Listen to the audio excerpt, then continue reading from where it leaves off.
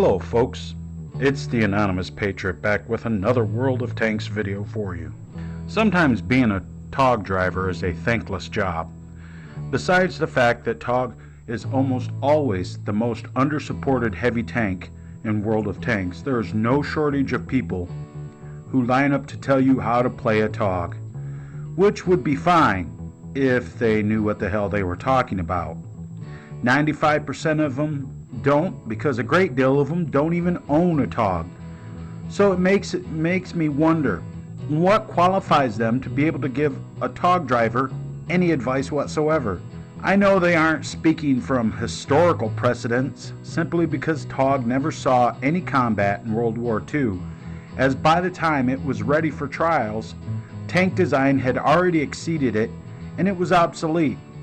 The design crew that built the TOG were the same ones who designed the first British tanks in World War I, and TOG's design was built around the concept that it was to cross trenches. Originally, TOG wasn't supposed to have a turret, but it was supposed to have gun sponsons in the side and machine guns in the front. The old gang, from which TOG derives its name, hadn't foreseen the highly mobile war which World War II became.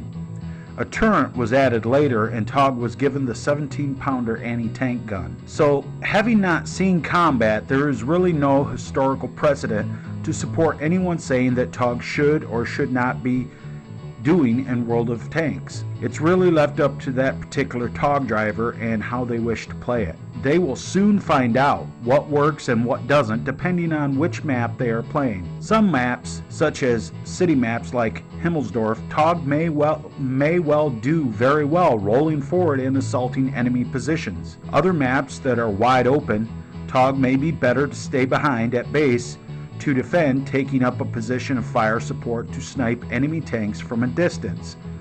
Remember what I said in my last video though. Camping in any tank is only useful if you are inflicting damage upon the enemy. In TOG's case, camping at base just may win you the game, however. So this battle takes place on the South Coast map, which I believe is a representation of a town in Sicily or possibly on the South Italian coast. This was a Tier 7 battle, which is the highest that TOG will ever see because of the premium tank matchmaker. Tier 7 battles tend to be bad for TOG, however, because of the upped gun performance of Tier 7 tanks. On this particular map, especially on the West server, people tend to camp a lot, which can lead to some very boring matches. I am sure in encounter or assault modes this map is fairly action-packed, but in standard battle mode, it ends up being quite campy. There really isn't a set strategy of where any type of tank should go or shouldn't go on this map. And if there is, I haven't seen it. You're liable to see heavy tanks along the beach marked here in red, as you are in the town marked here in blue. You'll find medium tanks pretty much everywhere else as well. The same with tank destroyers, though you will more likely see tank destroyers camping here in the areas marked in green. The team distribution is pretty even, though the ratio of tank destroyers and mediums is a little lopsided. What really concerned me though is seeing the platoon of the KV-2 and the enemy TOG. I knew that depending on how well that platoon worked together, it could win or lose the match for their team. It's always a toss-up on if the KV-2 has the derp cannon or not. I knew I could count on the other TOG to have at least the standard 5-second reload. I thought for sure it might come down to how many clan people were on each team, and I could see right away that our team was lacking in that area. Remember that I said that 98% of the time I have my battle chat turned off, but I found that I leave it turned on far more on the West server than I do on the East server. It just seems like there are less whiners, douchebags, and stat Nazis on the West server. Anyhow, let's roll out and see what happened in this battle. Up and at 'em, lads.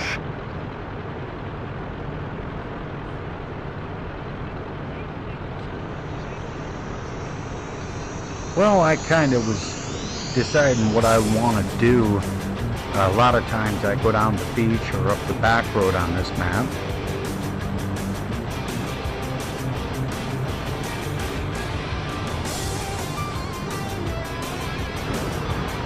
As you can see, somebody's asking, any Togs want to platoon after this?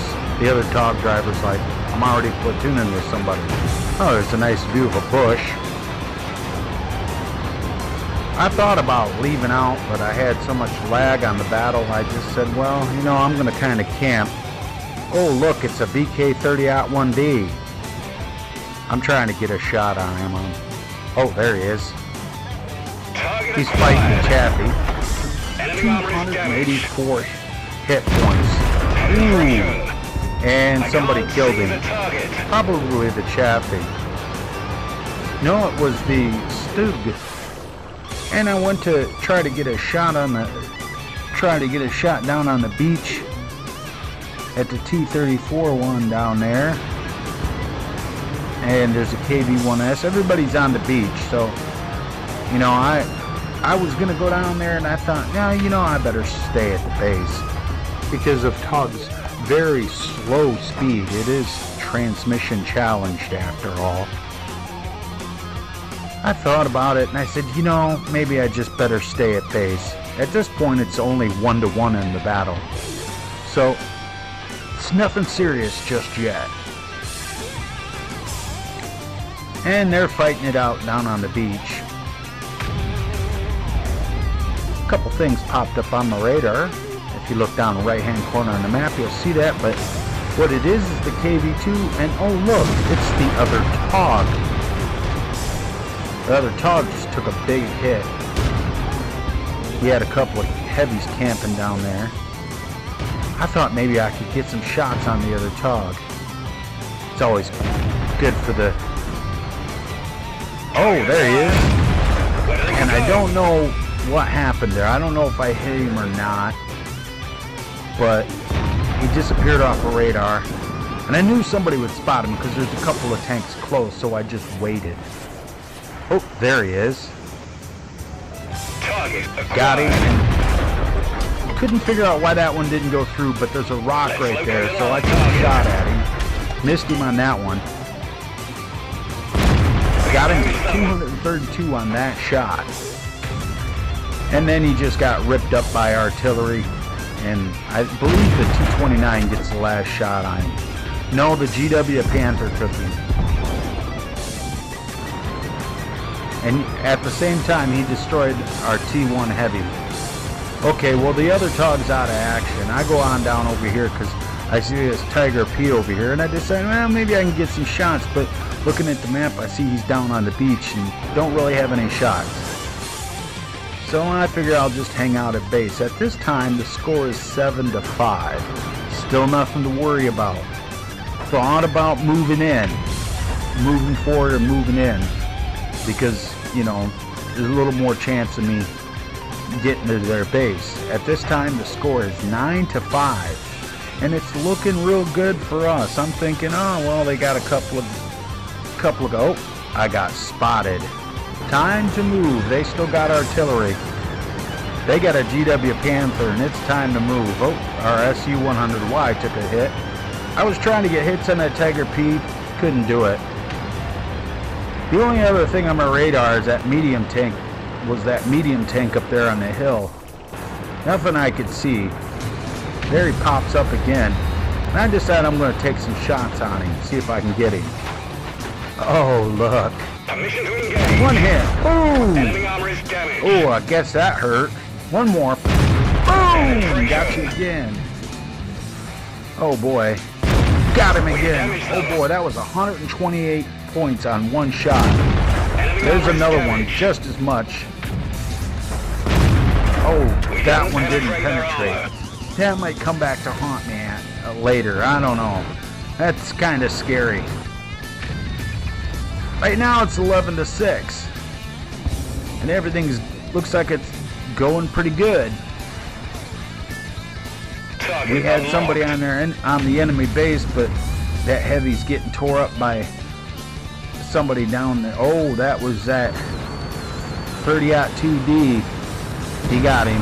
Oh, I seen something on our radar. I said, what's this? It's an FV-304, which is a fast little artillery. And what's he doing coming up here? Really? Well, I guess he's going after our Crusader, and I go to try to help him.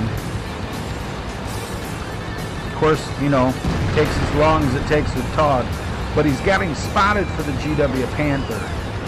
Permission to engage. And I got him locked, and I don't know where that shot went. I've been spotted, and boom, you're dead. A whole 23 hit points. Big deal.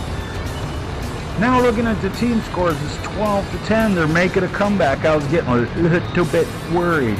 And it was the GW Panther that killed our Crusader artillery.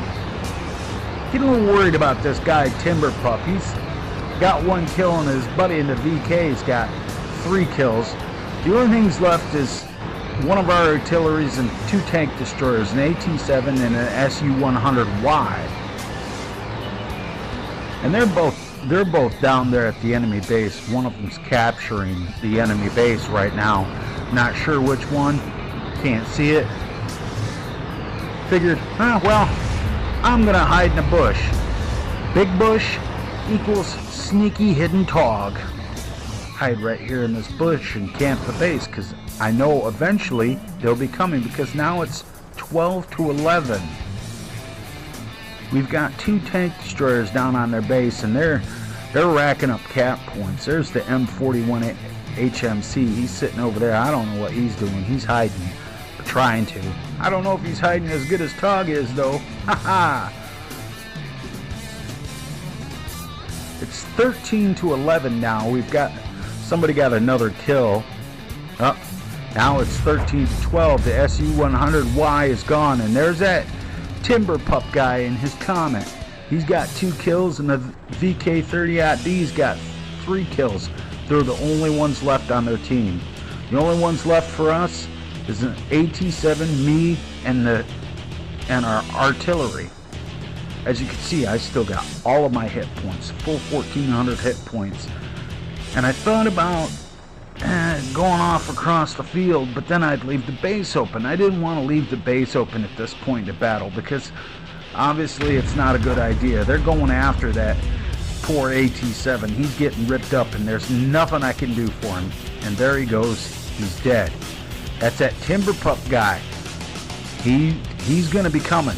Both of those guys, I knew it as well as I know my own name. So I roll out of this bush because I know they're going to be coming, and I need to guard my back. And I think to myself, where's the best place at this point to guard my back? I said, well, I can always roll up here on top of the hill and just put myself up against this hill here and make them come to me. Because I'm not going to go try hunting a Comet and a VK30-D and a Tog. That's just crazy. So I roll up here to the top of the hill, and as usual, it always takes a long time with Tog. Even with clutch braking, Tog turns slow. And I tell the guy in the battle chat, I tell the Artie here in the battle chat, I'm like, he needs to be over here by me, because at least I can help protect him. So I tell him, get up here by me. And he actually listens. He's like, you know, that's a really good idea. That's a full strength Tog. You know, he's been camping the base the whole time. Which has actually turned out to be a useful thing in this battle, because now it's 13-13. And we've got 2 medium tanks. And I know that VK30-2D has had a lot taken off him, because I blasted him quite a few times. Our M41 HMC Tier 5 Artie rolls up here next to me. Oh, there's the Comet right there. And he spots me, and I go after him, because he's got 67% or 63%, I'm sorry. Didn't get a shot on him. He didn't get a shot on me, but now I got him acquired. There's 141 hits on him, and he's worrying about the Artie. He should have worried about me. And I know that VK, this guy in battle chat's telling me VK first. And I'm putting shots into the Comet, one right after another. I got him down at 12%. And I still got lots of hit points, so I didn't worry about him. There he goes. He didn't talk back, son. Oh, look. It's the VK. And he's got nothing. He's one shot. Got him acquired. As soon as the turret comes around, boom, you're dead, boy. You get Tog bagged. And Tog saves the day. Let's take a look at the battle results for this battle. I got 37,179 credits and 3,075 experience points for the first win of the day with the ×3 bonus for the O Canada promo, which World of Tanks was running. I had already won the Canadian flag emblem on the first day, but I can't fathom a single reason why I would want to put a Canadian flag on any of my tanks. I would like to congratulate Timber Pup driving the Comet, Stador driving the FV304, and JBL Nigan driving the VK30-2D. All three of you have been officially Tog bagged. Special shout out to Timber Pup, who thought he was going to get Tog, but then realized he'd bitten off a little bit more than he could chew. I got a Mastery Badge First Class for this battle, which really surprised me considering I didn't move off that hill the whole match, but leads me to believe that I used the right strategy for Tog in this battle. It might have had something to do with the ×3 event that was happening though, I don't know. Then I got the Duelist ribbon for Tog bagging the Comet, the VK30 and the VK30D. The FV304 either didn't see me until it was too late or just totally ignored me. Finally, I got the Fire for Effect ribbon. As I've said quite a few times, that is a lot of work to get when you're driving your Tog. I would love to get this ribbon every single time in Tog. If I did, I would have already gotten my marks of excellence displayed along the barrel of Tog. Taking a look at the team scores. Pretty much all of our top tier tanks had pretty good matches in this battle, with the exception of the AMX M445. I think he might have gotten a little bit too aggressive. Our AT-7 British Tank Destroyer had a really good match with 3 kills and 2,536 damage. It's really too bad he got tore up down on the enemy base though. From the looks of it, about a third of our team had decent matches. While Tog didn't get the highest damage, I can't complain at all about what I did get. Things could have been a whole lot worse. The enemy team nearly squeaked out a win on this one. Timber Pup had a really good match with 4 kills and 3,423 damage, which earned him the high caliber medal, but then he got Tog bagged. Sorry about that, Timber Pup. Maybe it would have been a better idea for you guys to go ahead and let it go to a draw, but hey, you guys had to try, right? Remember how I said I was worried about the platoon of the Tog and the KV-2? Yeah, I guess I didn't have to worry as much as I thought. The other Tog got 1 kill, but didn't do much damage at all.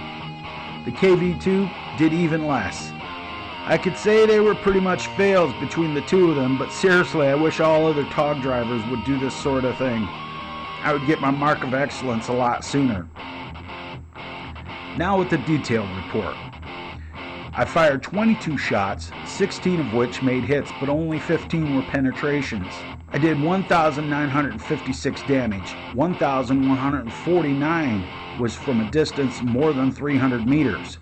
Why I didn't get the tank sniper medal for that, I have no idea, but it is what it is. Tog took 9 hits, but only 6 of those penetrated the armor. The 3 non-penetrations is probably what saved Tog's skin right near the end of this battle. 580 damage was blocked by Tog's armor, and 134 damage was caused with Tog's assistance.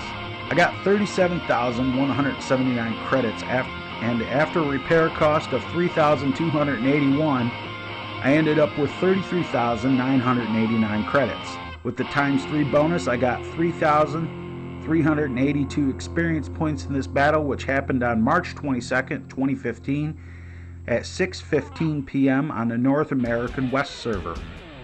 Total length of the battle was 10 minutes and 30 seconds.